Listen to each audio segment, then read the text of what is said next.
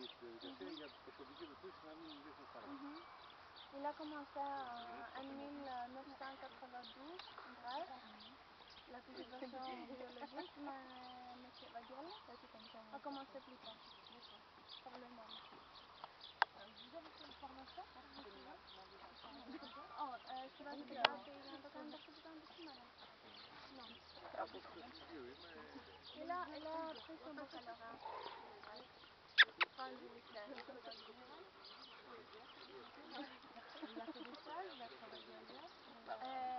Πόσο μάθατε, δηλαδή δουλεύτηκα πολύ πριν τα κάνετε δικά σας? Ναι. Από εμπειρία και κάποια σεμινάρια που έκανα σε κάποια χρονικά διαστήματα. Πού τα κάνετε τα σεμινάρια? Από καθηγητές πανεπιστημίου. Σεμινάρια, από το Υπουργείο Γεωργίας. Il avait fait des séminaires à des universités diverses, seul, par amis, par des expériences diverses, comme ça. Από τον μπαμπά? Πάρα πολλά.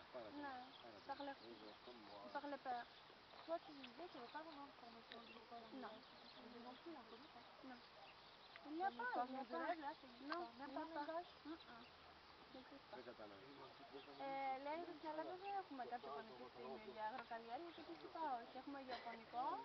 Για αγροκαλλιέργεια. Ναι, για αγροκαλλιέργεια όχι. Ποιο? Υπάρχει ένας κλάδος που υπάρχει η αμερικάνικη σχολή. Ναι, τους το είπα αυτό στο αυτοκίνητο. Αλλά τους κάνει εντύπωση ότι στη Γαλλία είναι πιο αναπτυγμένα.